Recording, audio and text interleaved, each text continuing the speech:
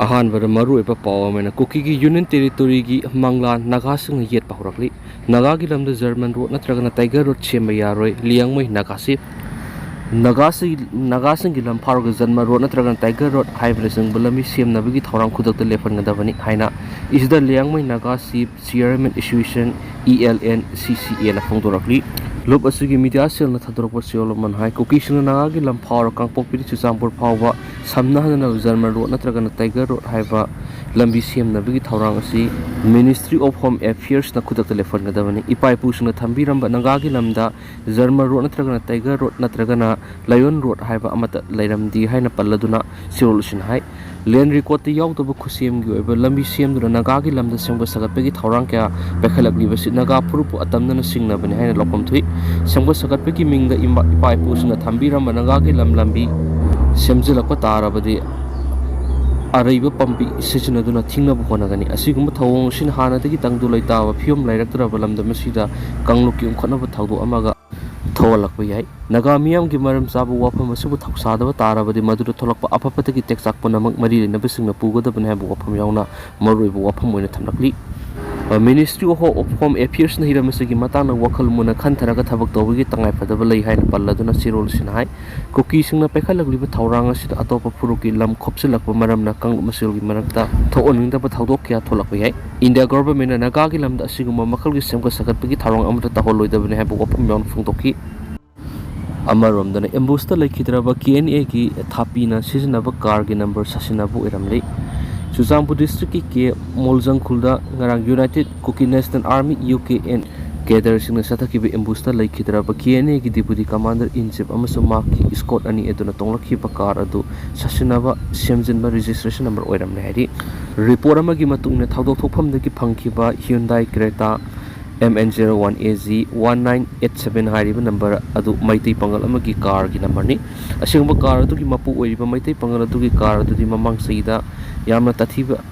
tamthiba accident gi thawdo amada mamai mamit kaiduna hojiksu workshop ta taraga leiri phibam yamna thina car du sokhiba maramna sembana matam khra sangani amasum seal sangani haina khannaraga leiri ngai gari adugi sapmanaba number ama thelak chu champur gi kemol jangda phangli haina tabada angak poinare khwaidagi nawu phangba paun hai ngar impus tarokhiba mafam aduwai da khulai paiba masil gi mrakta ngasi nungalamdai akan mamungna numai kapnakhre gi thawdok thokre thawdo adugi matuna central force ama Champu district police ki team ama sangsinduna operation sathakre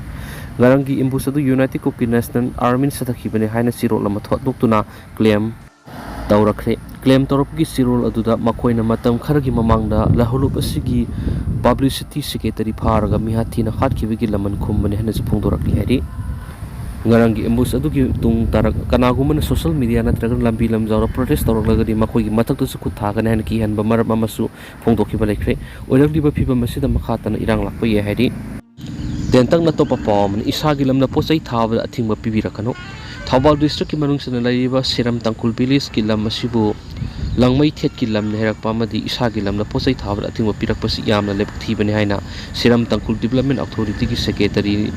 Sidhu Kisan na phongdorakli ngasi Seram Tangkul village ki ningthau ki yumna pangthokpa pawmising unaba madam makna makhatan hai langmai thet ki nongpok ningthau panthoibi lai thawgolupna Seram singgi loksawu langmai thet loksaw haina local media sing phongdorakpa madi lenga ki agriculture loisang gi makhada isagi iramda oil palm thana bu tharang tawjaba sida langmai khet lamni sangba yaro hain phongdorakpa sianingdi mari lenaba sing thigat pi harakli Officials language policy and its implementation high bisida workshop pangthokri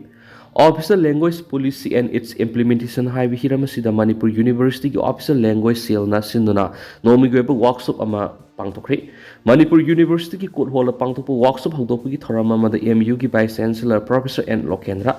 School of Human and Environmental Science ki Dean Professor S Jivan Kumar MU ki Finance Officer in Charge Professor M Premjit amadi University ki Department of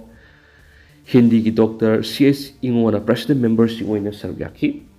workshop hogdokpu ki thoramaduga madi lenana Professor Naurem Lokendran hai India da British ki loilam lainga matam sang lairama maramna laibawasi ki culture punsi mahing wakhalona madi mai masingna singwa kaya da British ki asabu ithil ama yaurga lakhi India na ningkha tamlaba matungda Constituent Assembly na Hindi asi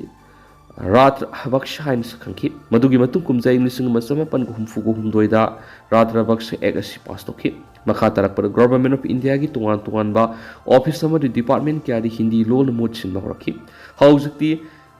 ꯀꯟꯁꯇꯤꯇ꯭ꯌꯨꯁꯟꯒꯤ ꯆꯠꯅꯀꯥꯡꯂꯣꯟ ꯃꯈꯥꯗ department ꯈꯨꯗꯤꯡꯃꯛꯀꯤ ꯑꯌꯥꯝꯕ ꯊꯕꯛ ꯊꯧꯔꯝꯁꯤꯡ ꯍꯤꯟꯗꯤ ꯂꯣꯟꯗ ꯄꯥꯡꯊꯣꯛꯅꯔꯤ ꯑꯃꯔꯣꯝꯗ Manipur ꯌꯨꯅꯤꯚꯔꯁꯤꯇꯤꯅ central university ꯑꯣꯜꯂꯕ ꯃꯇꯨꯡꯗ ꯍꯤꯟꯗꯤ ꯂꯣꯟꯒꯤ ꯃꯁꯥ ꯃꯔꯦꯡ ꯇꯞꯅ ꯇꯞꯅ ꯐꯟꯗꯣꯛꯄ ꯍꯧꯔꯛꯈꯤ ꯍꯧꯖꯤꯛꯇꯤ ꯌꯨꯅꯤꯚꯔꯁꯤꯇꯤ ꯑꯁꯤꯒꯤ ꯑꯦꯀꯥꯗꯦꯃꯤꯛ ꯀꯥꯎꯟꯁꯤꯜ ꯑꯃꯁꯨꯡ ꯑꯦꯛꯖꯤꯀ꯭ꯌꯨꯇꯤꯚ ꯀꯥꯎꯟꯁꯤꯜꯒꯤ ꯋꯥꯐꯝ ꯈꯨꯗꯤꯡꯃꯛ ꯍꯤꯟꯗꯤ ꯂꯣꯟꯗ ꯍꯟꯗꯣꯛꯂꯤ ꯂꯣꯏꯅꯅ ꯐꯥꯏꯜ ꯁꯨꯕꯒꯤ ꯊꯕꯛꯁꯤꯡꯁꯨ ꯍꯤꯟꯗꯤ ꯂꯣꯟꯗ ꯄꯥꯡꯊꯣꯛꯄ ꯍꯧꯔꯦ ꯍꯧꯈꯤꯕ ꯆꯍꯤ 15ꯗꯒꯤ 10 ꯐꯥꯎꯕꯒꯤ ꯃꯅꯨꯡꯗ ꯍꯤꯟदी ꯂꯣꯟꯒꯤ ꯆꯟꯅꯐꯝ ꯑꯁꯤ MUꯗ ꯂꯦꯞꯇꯅ ꯁꯟꯗꯣꯔꯛꯂꯤ ꯍꯥꯏꯅ ꯂꯧꯏ ꯌꯥꯏ